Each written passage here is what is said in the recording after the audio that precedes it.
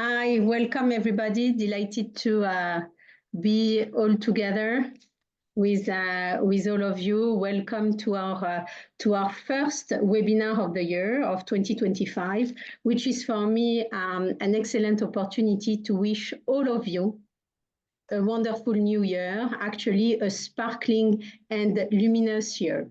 On behalf of the Women Leadership Forum. We are really excited why we are wishing you a sparkling and luminous year. First, sparkling because it's about celebrating your brilliance. And luminous because it's much more than shining. It's about being a source of light and a source of inspiration and courage for others. And, you know, this is what we are doing in our network. This is what we are trying to do for all of you. We are doing for each other. And today, this is precisely what we're going to talk about. So what we would like what we're going to review today, very briefly, I want to give you a glimpse on our 25 strategy and focus area so that you know what to expect. We will have an opportunity to deep dive on the Women on Board series and to have an absolutely amazing discussion with a very aspiring leader, Annalisa Loustau, that is here with us today. To conclude, Luan, our chairwoman, is going to also give us some insights and some hints about what's coming, and especially what's coming in June. So stay tuned. We have a lot. Very exciting today. Now, as you see us, who is today with you? So my name is Sophie Bloom. I'm the vice chairwoman of the P&G Alumni Women Leadership Forum. We have Luan Eckert, who is our chairwoman. We have Rebecca Keat, who is our board member, newly appointed board member of the Alumni Women Leadership Forum, and our guest, today, Annalisa Loustau. So what I want to just contextualize for all of you is what we are trying to do today, and as each time we meet each other at the P&G Leadership Forum, Women Alumni Leadership Forum, our mission is very simple.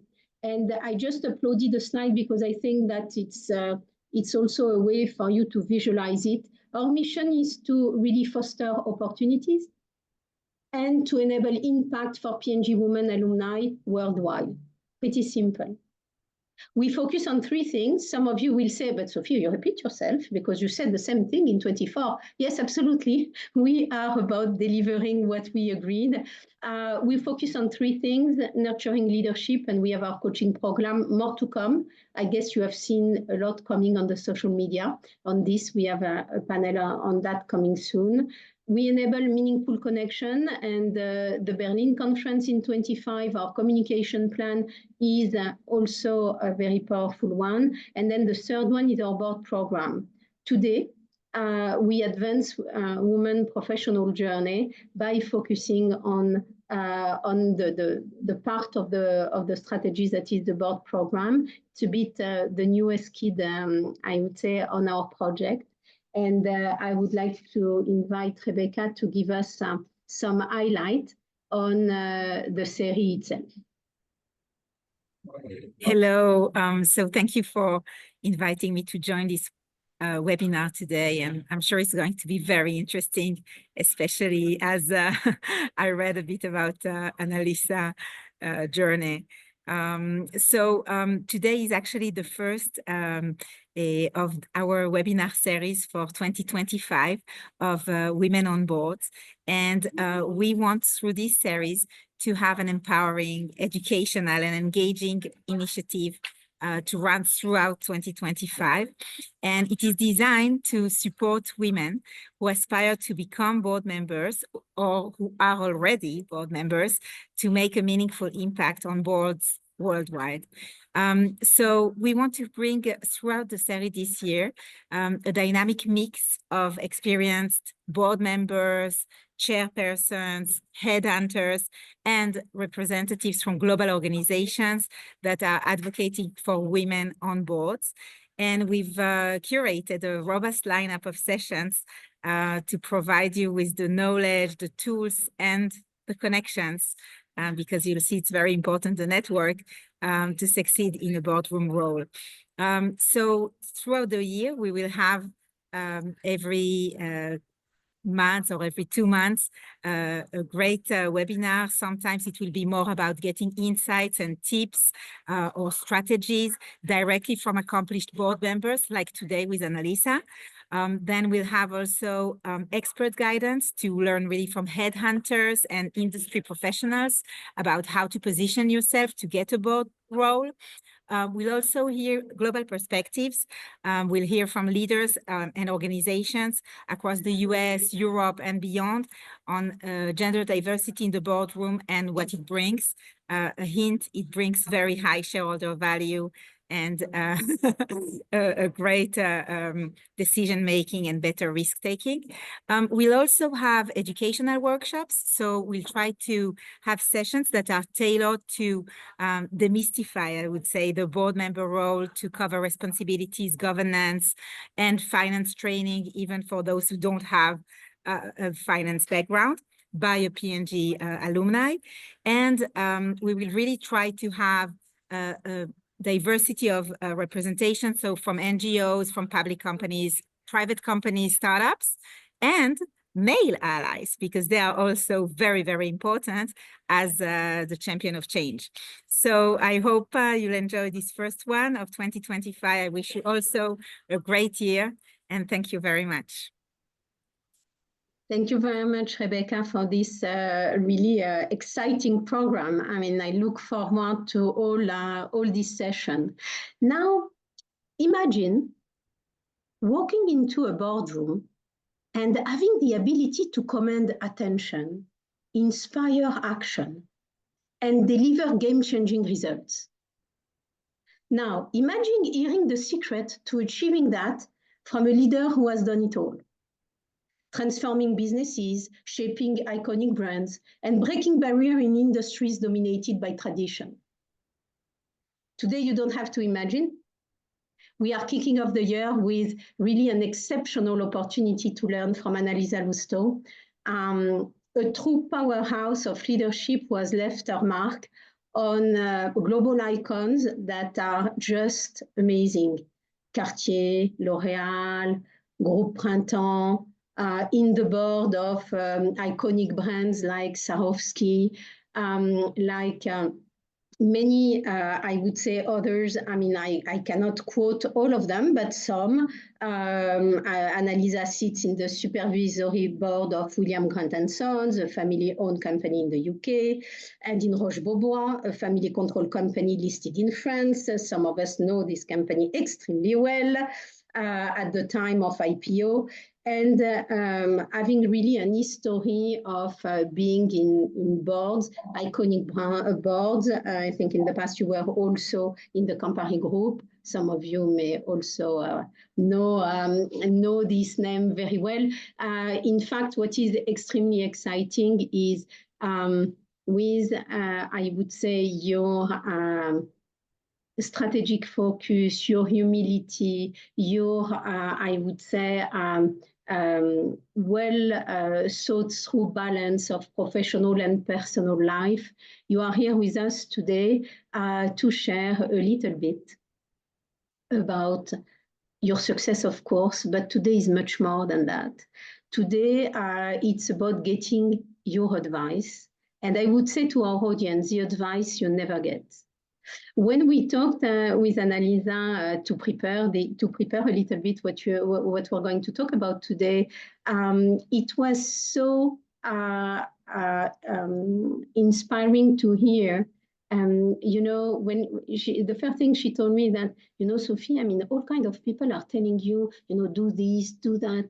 That's not true. Forget about that. It's a real thing. You need to be proactive. You need to be structured. You need to have a vision and to equip yourself for success. So don't listen to people say, yeah, I was there, I got the right acquaintance and I ended up there. No, that's not true. And we started really to laugh and to say, you know, that's for us at P&G, this is like a project, like a big strategic initiative, and then we need to go about it. Now, I understand also there are some difficult lessons that you've learned, some also truths that are there, candid truths, and that we want to learn about that. And more importantly, we want to understand everything behind the scene. So that's a little bit how I wanted to have a chance to welcome you and to ask you the first question. Now, before going into this question, I want just to give our audience some logistics. So we have plenty of time for Q&A, so enjoy. Now, as you know, the Q&A, for those who are used to the webinar, you don't put them in the chat because I cannot read the chat. We put them only in the Q&A box. Okay, deal?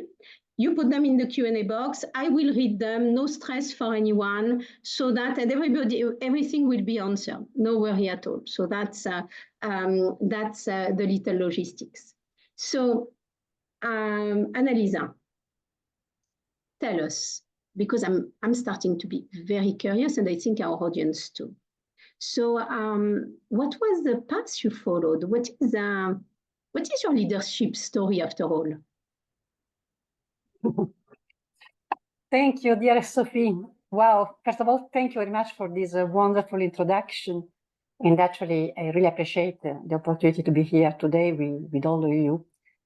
I'm not only grateful for the invitation, but I want to thank you for all what you do, because it is really important to acknowledge that what you do takes a lot of your efforts, a lot of work, and you really try to contribute to this community, which is a wonderful community of P&Gers. So it is to be acknowledged, and I really want to thank you. That's great. Now, coming back to my story, what I can promise you is that I'm going to share that in a very candid and straightforward way, and hopefully it will offer insight that will be useful to the audience. Anyway, you can reach me after if you have other questions which are not related today. What was my personal leadership story? But I'm going to surprise you. It was really untraditional. It was not something which happened very often. I was not actively looking for a board. How it happened? It happened while I was an executive. It all started because I met a headhunter. Actually, she was going to offer me a job which I was not interested in, but I still went. It was always good to meet any headhunters. But around 1 year later, she called me, and this time it was for a board. It was not just a little board. It was an incredible large board, one of the largest in France, actually one of the 40 largest companies in France. So it was a wonderful opportunity. Still, I was truly hesitating. And there were essentially two reasons why I was hesitating. One was the sector. As you said, I'd been working with P&G, with L'Oréal, cosmetics, with Cartier, luxury, with Printemps, retail, fashion. But I was not working with B2B, which was the focus of this company. And actually, the sector was electrical and industrial appliances. Now, in electrical appliances, I could imagine what it was. I don't know, electrical cables or whatever. An industrial numerical appliance, I didn't even know what it was. So, say, what do I bring there? Second, it was because I was in the middle of a turnaround as an executive. I was working with a private equity. It was very demanding. I can tell you, I didn't have much time. So for these two reasons, I was saying, should I go, should I not go? Reality is that this was not the truth. The true reason why I was hesitating is that I was intimidated. I thought, my goodness, a board of this company must be composed of really big boys, really big shots. What do I do there? I go, I will be ridiculous. The little girls who has nothing to say. So I would say, better not to go. I have a job, I'm happy there, and that's it. But then curiosity got the better of me. I thought I have nothing to lose, so let's go and see. The good thing which I did is that I used a mindset which I would define of authenticity. I did not pretend to know anything about the industrial sector. I did not pretend to know what a numerical appliance was, but I tried to focus on my expertise, on my unique value. So I went there, and actually the reality was that the headhunter was very smart. She had seen three things. The first one was that at the end of the day, my profile was matching the brief. They were looking for a brand builder, and the thing that I'm able to do is to build brands. The second, that I had already changed sector a few times in my career, so maybe another one I could do that, even if it was a little bit farther away. But the most important thing that she told me after is that she has assessed that I had the style of leadership which would allow me to integrate a group of experts, bring them a different perspective in a way they could embrace it. She called that kind of humble leadership. I don't know if it is the best way to describe it, but it is something that we will probably come back later. The kind of leadership style that you have to be when you are in a board compared to the one when you are an executive. So now from this particular story, by the way, I was selected, I went to the interviews, I was very lucky.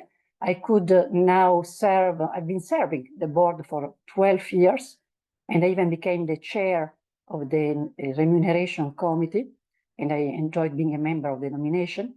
So it was a fantastic experience. I'm very proud and honored to have done. But what can be interesting out of this experience, which is, as I said, pretty unusual, are a couple of learnings. The first one, always stand out and be remembered.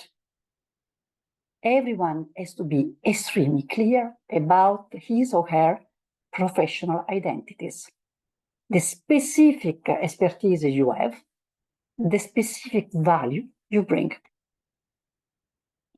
The other thing is that don't let opportunities slip away. Grasp the opportunity. There are so many excuses not to go and see, not to meet people. I did the first thing which was good, which was I went to talk to the headhunter for an executive job that I knew was not of interest for me. And then I went to go for the interviews where I was intimidated. So that's something that it's important. Even if you fail, even if you are not selected, even if it doesn't bring nothing to you in this occasion, maybe there will be an occasion for which you will be suitable and will be the right one for you. So just get the opportunity when it comes. The third thing is probably, as I was saying, an influence-based leadership, which is fundamental in the role of a board member. It is not about being particularly directive. It's about being able to influence. We will talk more about that. And probably maybe a fourth and last one, know yourself.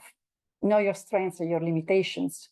You have something that you bring to the table. There are many other things you will not bring, or at least not as well as other board members. But on those you bring, be clear. And be clear on what you do not bring. And this for two reasons. First of all, for yourself. If you do that, you will be at your ease. You will be recognized for what you do, and you do not need to pretend where you do not know. And the second is because this builds trust. If you are honest with yourself, about yourself with others, others will be honest with you. So that's my personal story to my first board, which was, as I said, pretty unusual in a lot of components. And many other boards have come later, but in a different way. That's phenomenal. Thank you for sharing. What I, in fact, hearing you, I was taking some notes, and I was saying, you know, I mean, you said two things that are so powerful. To summarize, what is your unique profile? And know yourself, know what you bring uniquely and what you don't bring.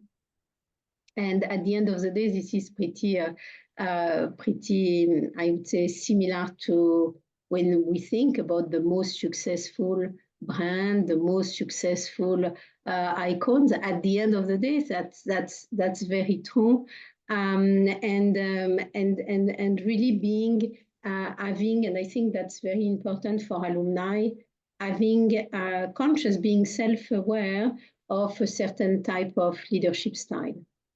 I think that in one of the board we had a session in October with members in non-profit also of board, and one of the participants said the first advice is to unwire what I've learned when I was leading at P&G, because everybody's at the same is around the table at the same level, and I think that's super powerful. Now.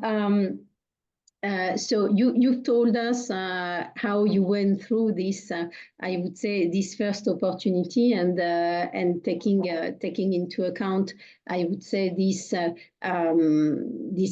networking opportunity that was not obvious from the first. Now, what would be? You gave us already a few characteristics, but what would be your advice? Let's say, I'm thinking about what's next, and some of the paths ahead are about board membership. We meet, and you tell me. Let me give you some. I'm asking some advice. What would you give me in priority in terms of advice to help me concretely? Because I know you and you know me. We want to give actionable advice, not conceptual, I would say literature type of stuff. So what advice Annalisa would give to Sophie in order to become a board member? I think that we are entering in the heart of the matter. I think that the audience want to know that. You are absolutely right. You know what? Before giving you my advice, I would ask you a couple of things. What are your expectations about the board? Now, I would ask you why you want to join a board. And the reason why I ask you that, and please forgive me exaggerating what I'm going to say, but it's simple. I've met so many accomplished businessmen or businesswomen who arrived in their 50s. They've been working so hard, they have success, but they are somehow a little bit tired to work so much. They have also noticed that every couple of months, there is a board of director meetings. They work like crazy to prepare the work of director meeting. The board arrive, they stay a few hours, and they go away. So the accomplished businessman says, oh my goodness, and if it was my turn to work just a couple of hours every 2 months, to have a lot of prestige, to have a lot of money, maybe I can be a board member. Well, I exaggerate, I know, but it's sometimes not far away from true. So I would really start from trying to breaking out a couple of myths about board membership. The first one is board members do not have much responsibility. Actually, this is quite the opposite. You are responsible for overseeing the strategy of the company, including the long-term strategy of the company. You must ensure its financial health. You must ensure that it is complying with legal and highest moral standards. This is a lot. And actually, when I say that you have responsibility, it is also a legal responsibility. You could be held liable. That's why, by the way, a number of board members have insurance to help them to defend in case of lawsuits. So, first myth, no, it is not legal responsibility. Is it not a passive role? You contribute and you shape the future of the company. You have an impact. This comes with responsibility. Second myth, you do not work a lot. I don't know what working a lot means, but what I want to tell you is that the official meetings are just the tip of the iceberg. Yes, this lasts a few hours, but the real work is about reading all the documents and prepare for the discussion into the board meeting. And as I was saying, all the strategic topics come to the board. There are so many strategic topics: acquisition, investment, launches, geographical prioritization, supply chain strategy, whatever. You must be prepared about all these topics and you must be relevant. Also, you must be relevant, you must be updated about all the industry trends and all what can influence somehow the business. This is not a little thing. There are a number of things which can influence and change the business. Artificial intelligence, just to quote one, and there are many others, I let you imagine. Last but not least, comes to my mind the word crisis. Someone would think that, like in the old time when we were young, there were a crisis here and there. In the volatile world where we are now, there are crises every day. I mentioned the climate changes, but there are wars, there are geopolitical changes, there are COVID-like illness, there are potential cross-border tariff terms to come. So every day there is a new one, which can have a huge impact on your company, and you must be aware about that. You must be prepared, and you must take a stake, because that will have a strong impact on the future. So this is my second point. The first one was responsibility. The second one is new work. And the third one is probably the most interesting one. Board members are paid a lot. This is what people think. I don't know what it really means to be paid a lot. It is very, very valuable. And it is true that in some countries, for instance, in the US, it is possible in large company to be paid, possible and even sometimes common, to be paid with the amount, with the 6 figures. By the way, I'm talking board members, chairs are paid more. But this is for large company. In smaller companies or in charity organization, it is much less or even nothing. It is also true that, for instance, in the US, you can be paid with equity. This can give a good reward. But anyway, be absolutely ensured that a board member or a chair will earn less than the CEO, and sometimes less than an executive board member. So if you want to gain money, and this is your first motivation, remain an executive. With the CV you have, because if you are in this conference, you are a engineer, and I'm sure you have a fantastic CV, just remain an executive, you will earn more. Now, when it comes to Europe, it is a totally different story. And by the way, this is the reason why in Europe we have so many difficulties in attracting US people. It is about 1/5 to 1/10 of what Americans gain. So let's be concrete. It's around 30,000 up to 80,000 or 100,000 euro. Is that a lot? Is not a lot? I do not know.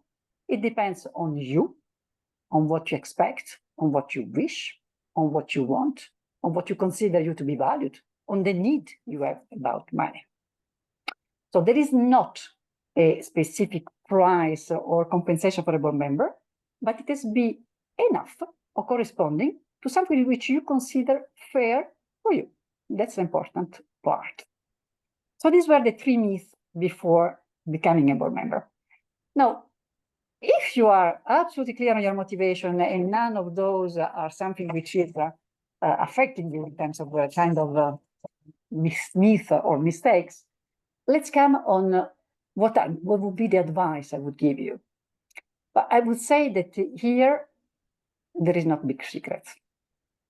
The reality is that when you are looking for a board membership, it is like when you are looking for an executive job. It can come as a surprise.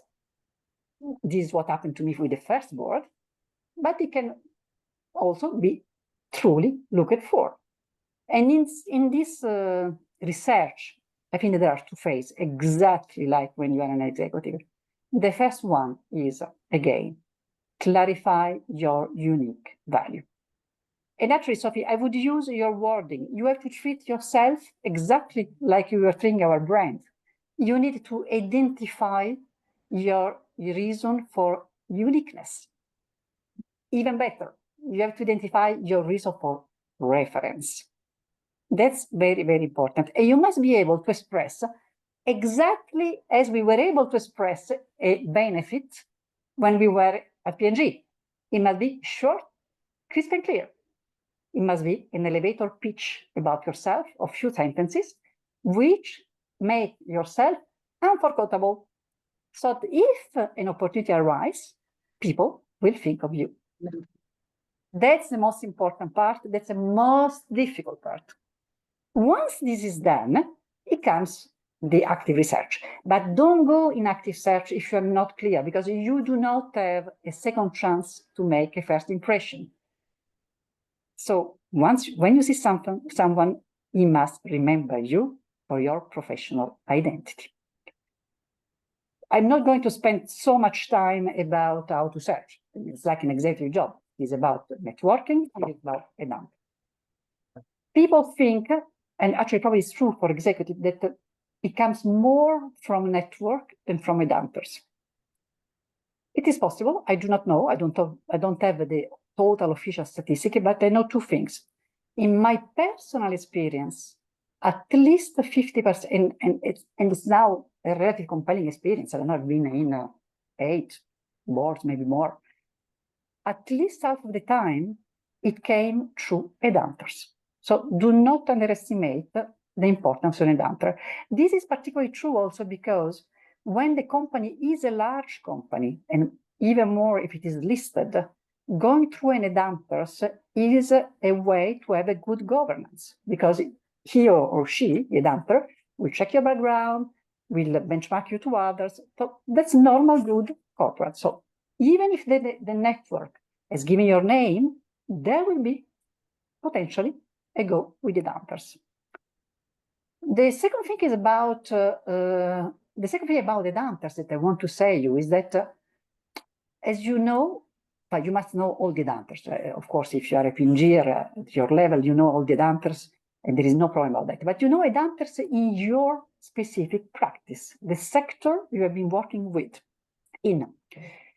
Now, never forget that about board or concerning boards, there is a specific practice, at least in large cabinet of headhunters.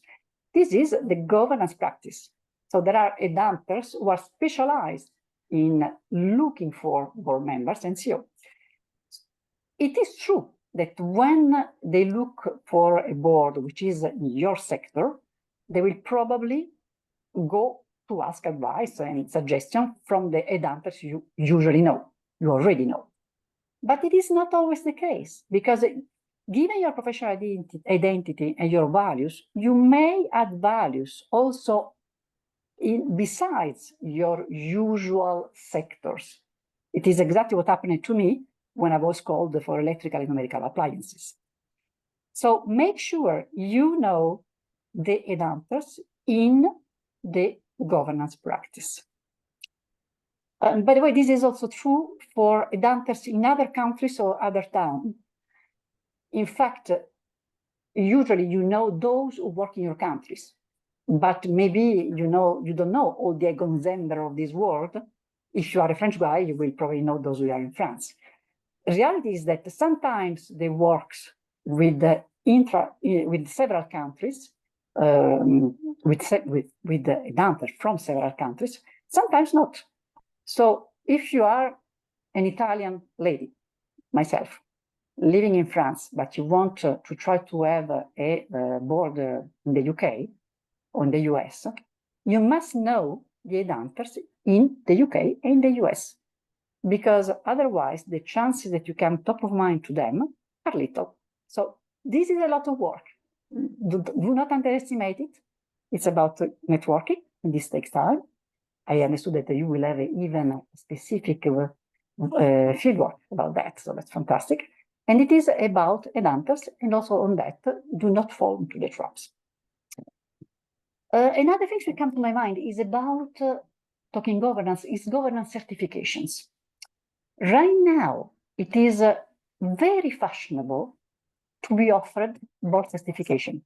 And there are a number of friends or people who come to me for advice who ask me, what do I think about board certification?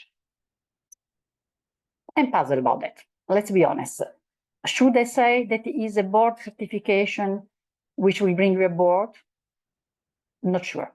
You will not be selected because you went through a board certification. You will be selected because of your experience and because of what you bring, your unique value in what you have been doing, not in what you've been learning. However, there is a value in a board certification. It depends on you. But let's be also honest, there are some cynical people who say that if she or he went for a board certification, it means they are not ready. I don't think so. I think that having a learning attitude is very important, so it shows your motivation. But so why is a board certification valid? Exactly for the same reason why I strongly invite you to attend all the sessions that have been mentioned at the beginning of this conversation with P&G. It's a way to learn. It's a way to create a community. It's a way to grow your value. And if you feel that going through a board certification will help you to know area of the business that you didn't have the opportunity to explore so much in your executive job, why not? And if they help you to better shape your professional identity, your elevator pitch, why not? And if they help you with the soft skills to be built to participate to a board, that's a good reason too. So it's up to you. Do not expect a miracle out of a board certification, but it can help you if you feel you need some support. By the way, it's often women who ask me to participate to board certification. I think that this is a totally different story, but we as women are often over-prepared, and it's very good because we deliver what we say. Sometimes some leadership style, a little bit more male style, is more confident, and they do not need that they need so much preparation. But it still remains a good thing to be prepared. The very last thing that I want to say on that, Sophie, is about the effort. Is exactly what you said at the beginning. Sometimes it can go very fast. Good opportunity, good luck, good preparation, it's done. Sometimes a research for a board membership can take time, can be painful. It's exactly like an executive job. So don't give up. If you work hard, if you continue, it will happen. So continue, work about that, create your community, shape your speech. It will come. Dear Sophia, I could go over for ages, but I suppose you must have other questions for me, right? Oh, we cannot hear you. Oh, I cannot hear.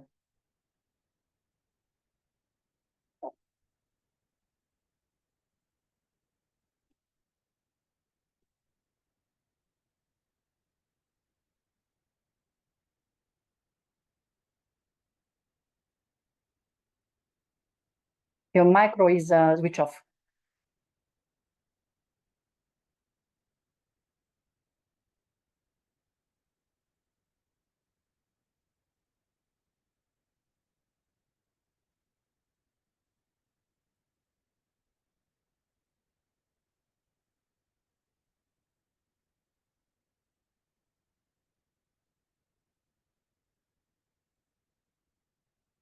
If it is complicated, I may go on. Ah, Sophie, you're back. You should probably.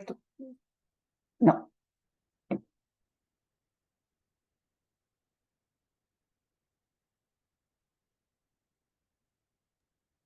Hi, can you hear me, Annalisa? Okay. Yeah. Very good. I'll see if I can jump in here. We do have some questions from the gallery. One question that we have is, given the roles of most board members is governance and strategy, not daily operations, can you share an example of how you've balanced governance with functional expertise? Yeah. That's a good point. I think that you are Yes. absolutely right.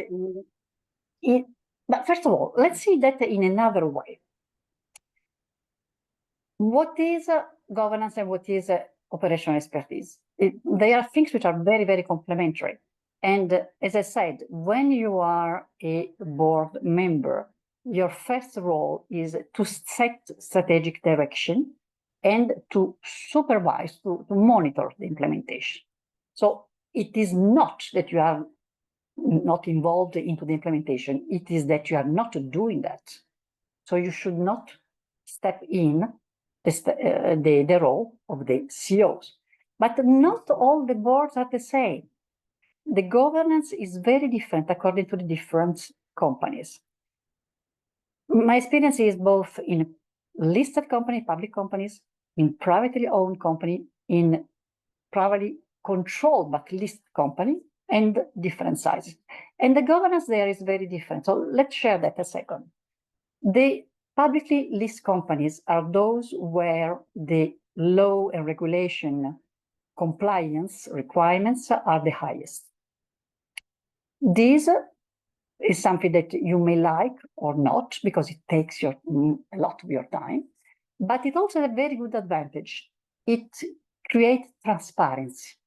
So a number of information and data are available for the public, but are available also for yourself.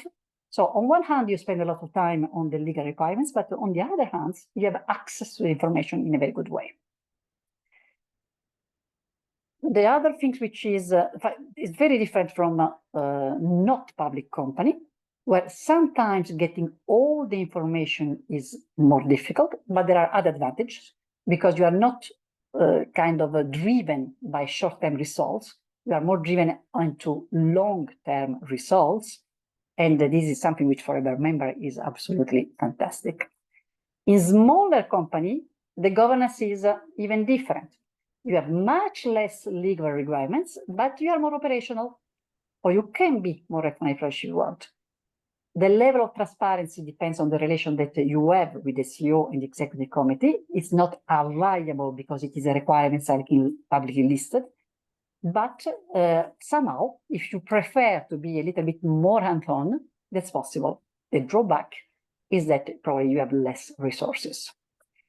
So it's a matter of choosing the company with the governance you want, and then to be sure that within that, you contribute in a different way, which is a way your contribution is not to do. It is rather to advise, rather to coach sometimes, rather to set direction, sometimes to correct the direction, and to have a totally different attitude that we can talk a little bit more after.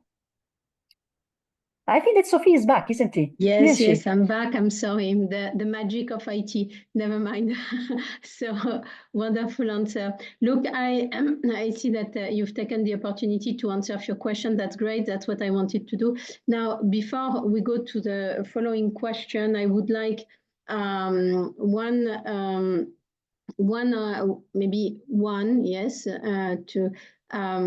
advise on for sure the mistake not to make. The one thing you've seen over the last few decades, because I mean, we in P&G, we are very positively minded, usually the glass half full. So, and that's great. That's why people like us also. We are solution thinker. Do you see, and especially in our pattern, because I mean, we are, we are the drawback of our positive aspect. So is there something that you have experienced that it would be, I would say, beneficial for our audience to understand from you, the one thing when you say, oh, no, not this. I may have a couple of watch out. That's true. One is about do not overlook the cultural fit and the transparency. You may be so excited to join a board. You really like the prestige that it brings, and you've been looking for a while. and you don't check the cultural fit and the transparency. Now that's very important because the culture of the company is something which will permit you, which allow you to perform or not. If you are not at your ease, if you do not share the values, that can surely hinder your effectiveness. And actually may even bring you some problems. So let me sure that the values are those you want. The second is the transparency. As you were saying, you are responsible. You're responsible for the results. You're responsible for the longevity of the company. And you are responsible for, as we say, some legal compliance. So this can bring some financial and legal risk for you. And if you have all the data available, is the company culture is transparent, you will have the possibility to have informed decision, to make informed decision. If it is not the case, that's risky. So do not forget, this is advice, to do your, let's call it the due diligence on the culture, on the company culture, and on the people. And when I talk the people, I mean the CEO, the CFO, in general, the executive committee, but also the board, the chair, and your other board member, potential fellow. That's the first one. Another one, we talk about governance to make sure that the governance fits with what you want.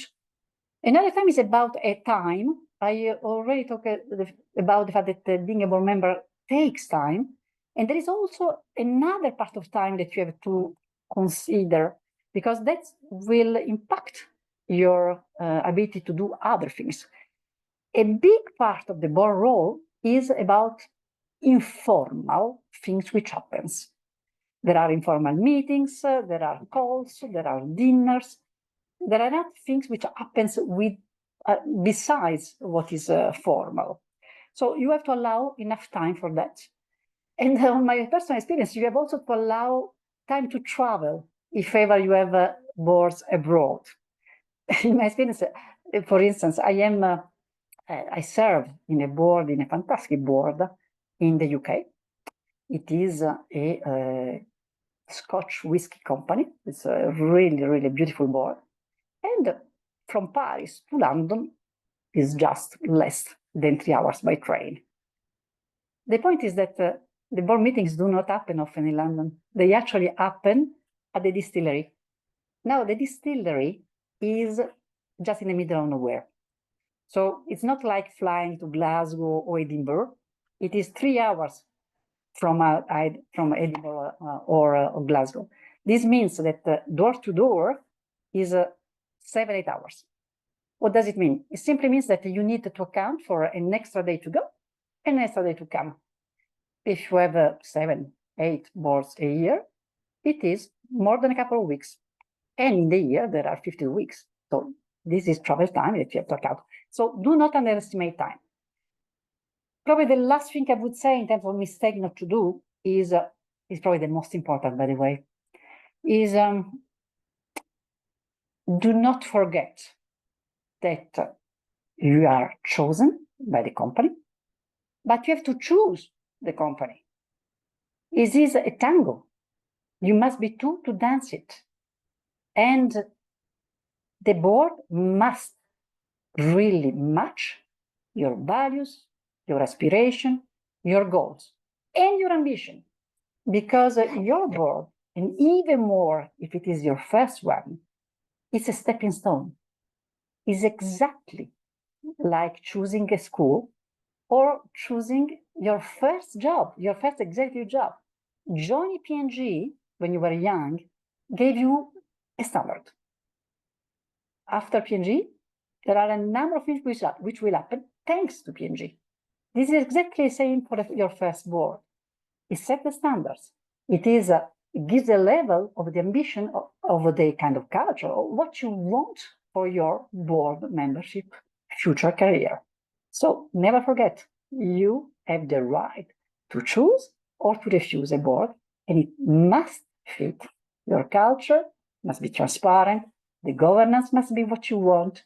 You have to allow time, but you are empowered to say yes, to say no. Just love Does it. it answer your Just question? love it. Yes, it answered my question, and it's really, I think, so valuable because at the end of the day, it's as you say, we need to be two to tango and to perform at our best because you can always compensate some stuff on the short run, but over the mid run, you cannot, so it impacts you. That's so true. So look, we're going to make a little pause on question. We have wonderful question. I take the opportunity also to thank our audience for your phenomenal participation. One question, what's from Carlos, what the best way to get started and invited in the world of board membership? Through others doing this, consultant development board program, is there a board course available in the market? Can anyone you can recommend? I think this goes a little bit to your advice of the beginning of what you've said, but maybe to remind Carlos on one or two tips in order to get started, because I think that's a question about getting started. Carlos, we can talk that offline, but I think I would repeat myself. First, make sure that the right motivation.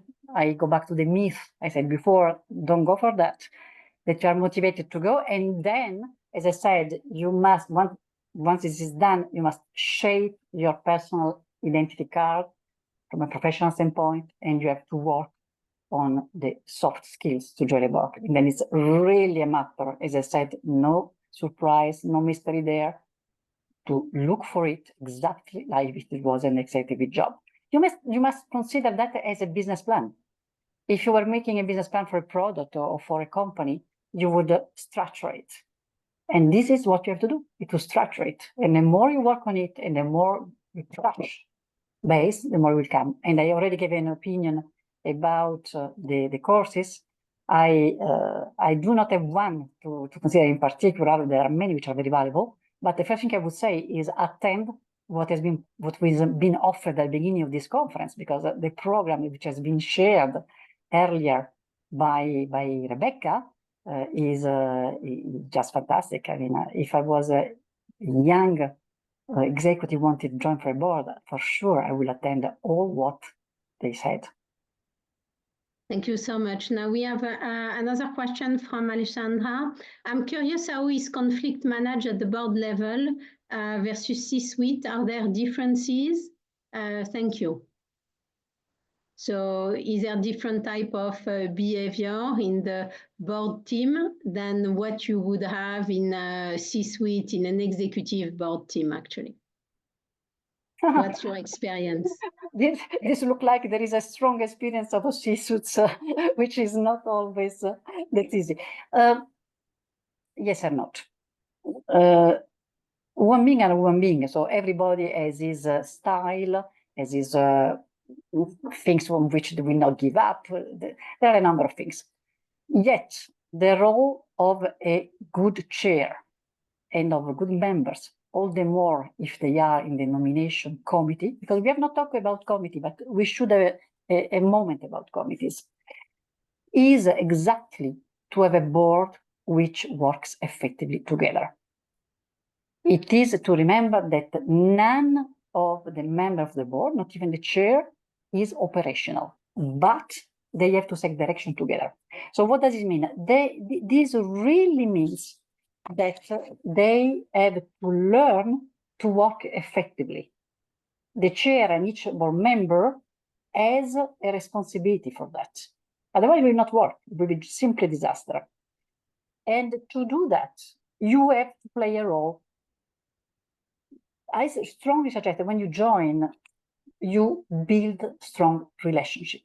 Because at the end of the day, working effectively, what does it mean? It means to have a collaborative style and framework, mindset, and to build trust. Now, to build trust, you have to build a relationship.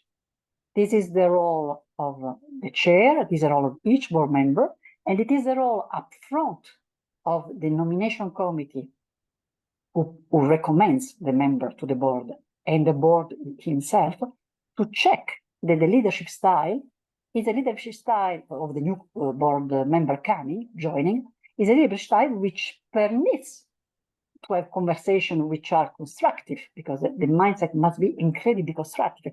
All the idea is that you have a group of people that will have common intelligence, and the board has to get out of those the best possible solution decision. So you have a role to play into that. To play that role, you have to foster a situation of mutual intervention, a conversation which is rich. Step up, speak up. You can also ask open questions. You must ask questions. There is nothing wrong with that. It's better to anticipate a tough situation than to have a tough situation if you have not anticipated. And the other way to have a board where there is not conflicts is to be ready to learn, to be eager to learn, and ideally to learn together. Because the more common understanding you have of the situation, of what's going to happen, of what's to happen today and tomorrow, the more we have a conversation not to impose yourself as the best one, which is not at all the good attitude in a board, but to find what is the best for the company.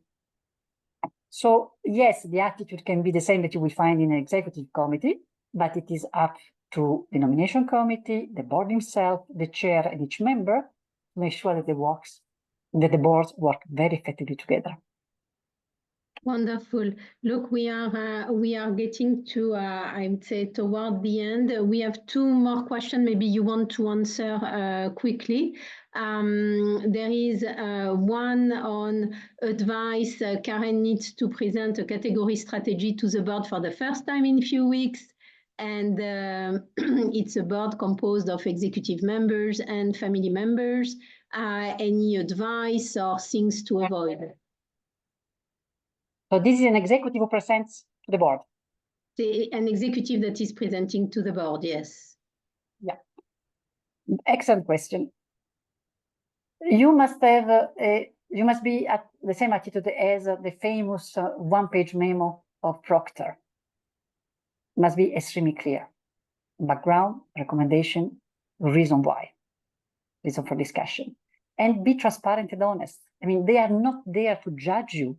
They are there to get together with you the best understanding of the situation and to accept or to improve your recommendation.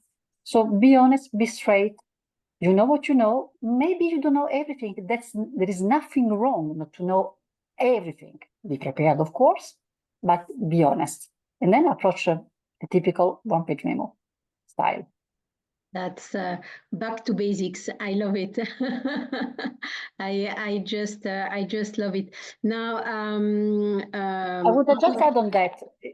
Don't be afraid.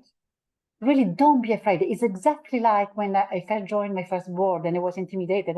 I said, "Oh my goodness, all these big shots. What can I say?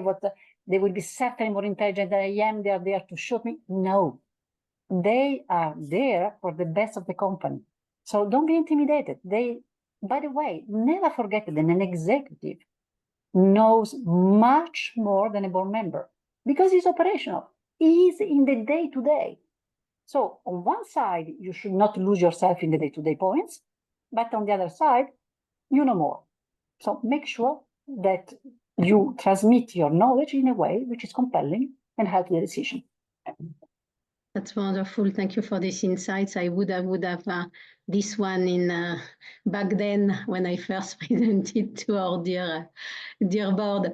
So last one I want to ask you is overall we have a question on is there some do you have a perspective on ongoing discussion going on external communication, giving more board members the opportunity to, granting them more opportunity to talk in terms of external communication? And in this context, do you see the possibility of securing a board seat through when you are an expert in international corporate communication? So it's okay. All linked. You see what I mean? It's all linked into the question. Do I get?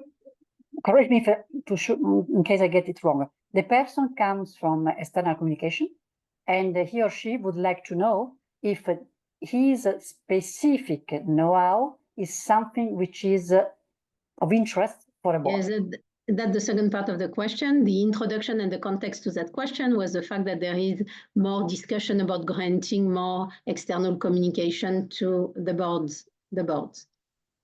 But the question, the straight one, is the second one. On the first one, it depends. It depends on the company, the culture of the company. It depends on the sector, it depends on the country. So there is no rules. There are companies which talk a lot and company talks not much. This is exactly like any company in the world. I have no idea if this will change. I think there are opportunities everywhere. To the second part, when someone is an expert into external communication, is there a chance that these important skills is enough to secure a job, a board seat? I don't know. Is it the most frequent one? No. Is it something that can be valued? Yes. Now, let's be honest. In most cases, the board has both the help and the support from the executive and from external communication agencies specialized about that. Having said that, it depends on the journey of the company. If the company itself is in a journey where communication is truly a big part, and within that there are a number of kinds of communication, can be to continue to build the brand, but can be also avoiding crisis or managing crisis. This kind of expertise can be absolutely precious and valuable. So yes, it is possible. It is not the most common, but yes, it can be. And as there are not many board members specialized on that, you have something special, can add to your unique value. My personal suggestion would be, I would certainly focus on that, but also try to enlarge your competencies, because if you've been working on that, probably there are other skills on which you are also possibly very knowledgeable. So make sure that you put that also into what you can bring to the table. Look, I mean, this was amazing. This has been amazing. I want, on behalf of everybody, to thank you warmly for, I would say, this discussion. To conclude, I think we had a very high expectation. We wanted really to make sure that I would say our members can benefit from your phenomenal experience. I think we can all say yes, and warmly say yes. I have tons of notes. We have the recording. We'll do some further communication also to the team. It has been a pleasure, Annalisa, to have you. To have indeed, we were not disappointed by the candid aspect of what you told us, by the straightforward and the inspiring also advice you gave us. So thank you very much. Thank you very much. Really a wonderful way to start the year. And I want now to, I would say, to give the opportunity to Luan to conclude. Before that, maybe Annalisa, you want to say one conclusion word to our team, to our audience, before we move to Luan for giving us some 25 hints on what's going on. Just a couple of words. First of all, once again, thank you to you all. What you're doing for the P&G community is huge. Continue, and I invite all of us to try to contribute even a little bit, a small one like I did today and many others. So thank you. Let's go on. Let's go also in June at what now Luan is going to say. And then a small advice to the audience, if you're there, is that you are interested in a board membership. Probably you already have one, so for those it's less relevant. But for those who do not have yet, never give up. If it is your dream and you have the right motivation, go, go, go. It is like a business case. If you do it right, you will get it. That's it. Thank you so much. Thank you so much. Yes. Luan, I leave it to you. I'm going to show a few slides so that you can also comment and inspire our team. Thank you. Well, I want to thank you, Annalisa, Sophie, Rebecca, for your luminous presence, and truly you are role models of being leaders, impactful leaders in action. So it's just great to be in your presence and to hear the wisdom that you've shared. We have a very exciting year ahead of us for the network as well as for the Women's Leadership Forum. The Women's Leadership Forum will play a key role in opening up the conference unofficially with our networking event on June 11th. Our conference is the official 2 conference days it's actually June 12th, excuse me, I take that back. On June 12th, we'll have our opening event and some dinners, informal dinners planned. And then on the 13th and 14th are the 2 main days of the conference. It'll be held at the Grand Hyatt in Berlin. This link here is really important if you want to get more information. I will also send it out in the email tomorrow, but if you go into pgalums.com, you'll see a lot of information about the conference, including you can register right there. There is an early bird fee right now that's in place until January 31st. So if you get in before January 31st, you'll be eligible for that discount. And actually, it's going really fast. We have over 350 people registered already, which the pace of enrollment is much higher than the past conferences. So I'm really excited about this conference, and I've been to every conference since I retired in 2010. But this one, I just love how it's shaping up. I love what we're doing as a Women's Leadership Forum.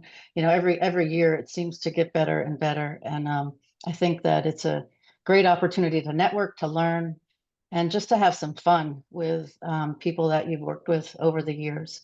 I think it's in a really thrilling location. So there will be some events organized before the event for sightseeing tours, etc. on Thursday. We'll be kicking off somewhere around the 3 to 4 p.m. range. We're still getting the details fixed, but with our Women's Leadership Forum event, which will feature some wonderful women and men that are, promoting the work and promoting the vision that we stand by as a Women's Leadership Forum that Sophie shared earlier. And then in the evening, there will be some themed groups for small groups to join up with, for example, like a beauty care dinner, etc. More to follow there. So you have to keep staying tuned to the conference. And you can see some of the themes that we'll be working through, that the committee is working to pull together in terms of resilience, agility, human centricity, and beyond corporate. David Taylor will be attending the event, our former CEO, very excited about that. And we have dinners. We'll have a dinner with awarding our alumni awardees.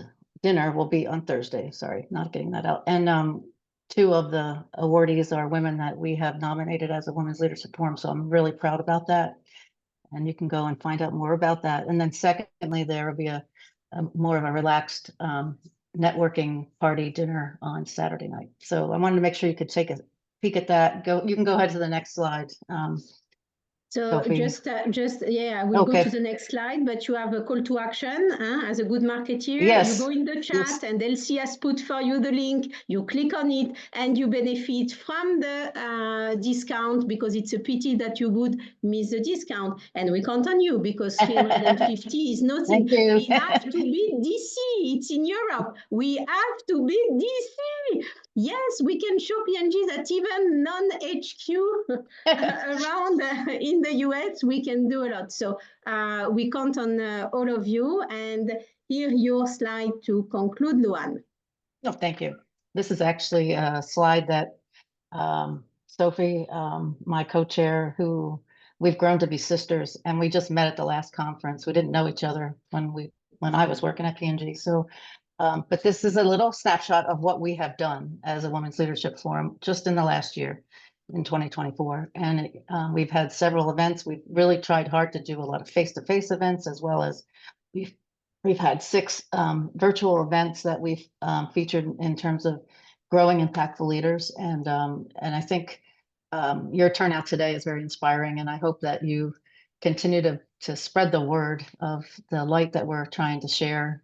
I think Sophie said earlier, we really want to be a source of light and source of inspiration. That's what we're about. And I couldn't be prouder of the group of people that I have working with me to help bring this alive. It's not only professional support, but also very much personal support. And I hope to see many of you in Berlin in June. Thank you. Thank you to all. Have a wonderful, I would say, continuation, a phenomenal 2025. We love you all and see you very soon. Thank you very much. Take care. Bye Thank bye. you. Take care. Bye bye. Thank you.